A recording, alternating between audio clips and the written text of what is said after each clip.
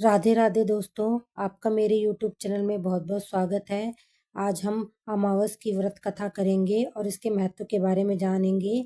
इसे जानने से पहले हम यह जान लेते हैं कि साल की आखिरी अमावस्या कब पड़ने वाली है। यह साल की आखिरी अमावस्या 30 दिसंबर को होगी, जो कि सोमवार को पड़ेगी। इसीलिए इसे सोमवारी अमावस्या भी कहा जाएगा, अर्थात सोमवती अमावस्या का पवित्र पर्व कहा जाएगा। यह जो है अमावस तिथि सोमवार के दिन पड़ती है, तो इसे सोमवती अमावस्या या सोमवारी अमावस्या भी कहा जाता है। इस दिन भगवान शिव और माता पार्वती की पूजा अर्चना की जाती है। मान्यता है कि इस दिन के पालन से सौभाग्य और समृद्धि की प्राप्ति होती है। साथ ही इस दिन पवित्र नदियों में स्नान दान करने का विशेष महत्व भी होता है, जिससे हमें पुण्य की प्राप्ति होती है। तो 2024 की अंतिम सोमवती अमावस्या की तिथि हिंदू पंचांग के अनुसार इस वर्ष की अंतिम सोमवती अमावस्या पौष माह के कृष्ण पक्ष की अमावस तिथि को पड़ने वाली है। यह तिथि 30 दिसंबर 2024 को सुबह 4:01 से आरंभ होगी और 31 दिसंबर को सुबह 3:56 तक समाप्त हो जाएगी। ऐसे में उदया तिथि के आधार पर सोमवती अमावस्या 30 दिसंबर यानी कि सोमवार को मनाई जाएगी।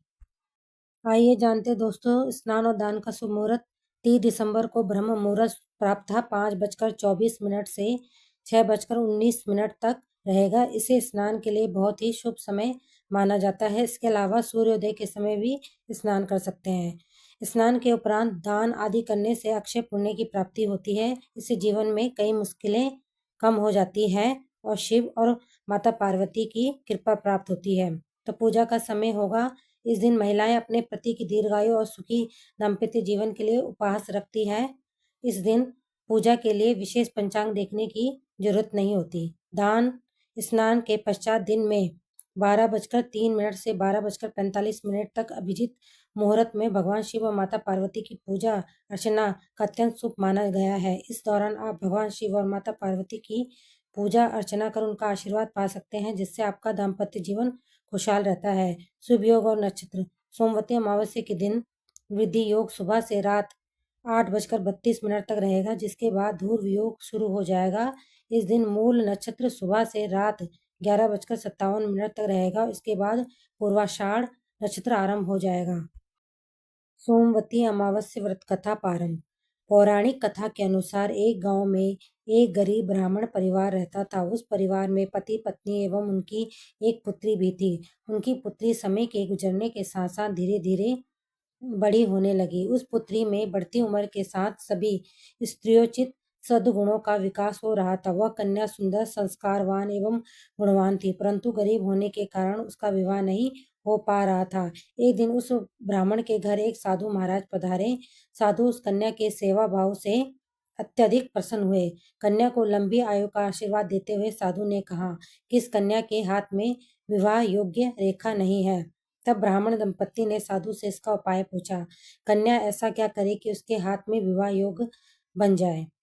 साधु महाराज ने कुछ देर विचार करने के बाद अपनी अंतर्दृष्टि में ध्यान करके बताया कि कुछ ही दूरी पर एक गांव में सोना नाम की एक धोबिन महिला अपने बेटे और बहू के साथ रहती है, जो बहुत ही आचार विचार एवं संस्कार संपन्न तथा पति परायण है। यदि यह सुकन्या उस धोबिन की सेवा करे और वह महिला इसकी शादी में अपना मांग का सिंदूर लगा दे तथा उसके बाद इस कन्या का विवाह हो जाए, तो इस कन्या का वैधव्य योग मिट सकता है। साधु ने यह भी बताया कि वह महिला कहीं बाहर आती जाती नहीं है।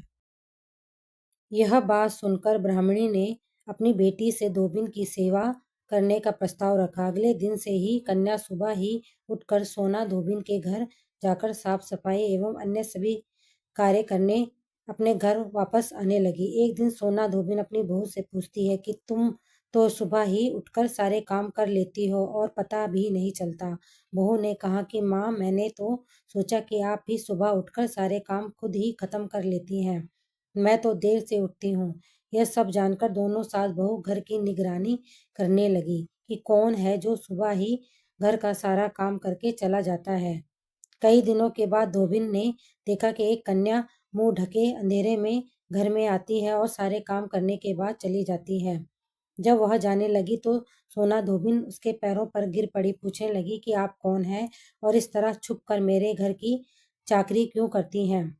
तब कन्या ने साधु द्वारा कही सारी बातें बताई। सोना धोबिन पति परायण थी, अतः उसे तेज था, वह तैयार हो गई। सोना धोबिन के पति थोड़ा अस्वस्थ थे। उसने अपनी बहू से अपने लौट आने तक घर पर ही रहने को कहा था। सोना धोबिन ने जैसे ही अपने मांग का सिंदूर उस कन्या की मांग में लगाया, सोना धोबिन का पति मर गया। उसे इस बात का पता चल गया। वह घर से निराजल ही चली थी, यह सोचकर कि रास्ते में कहीं पीपल का पेड़ मिलेगा तो उसे भवरी देकर और उसकी परिक्रमा करके ही जल ग्रहण करेगी। उस दिन सोमवती अमावस्या थी। ब्राह्मण के घर मिले पुए पकवान की जगह उसने ईंट के टुकड़े से 108 बार भवरी देकर 108 बार पीपल के पेड़ की परिक्रमा की और उसके बाद जल ग्रहण किया।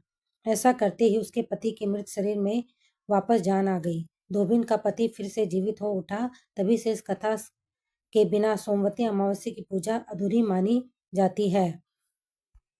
दोस्तों, यहाँ पे सोमवती अमावस्या की कथा समाप्त होती है। सोमवती अमावस्या के दिन पितृ पूजन के लिए विशेष माना जाता है।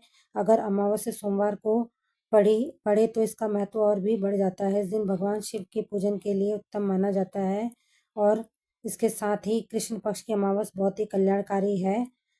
पौष मास की अमावस्या दान पुण्य करने का विशेष महत्व है। पौष अमावस्या को अगर सोमवार का दिन पड़ गया तो इसका महत्व और बढ़ जाता है।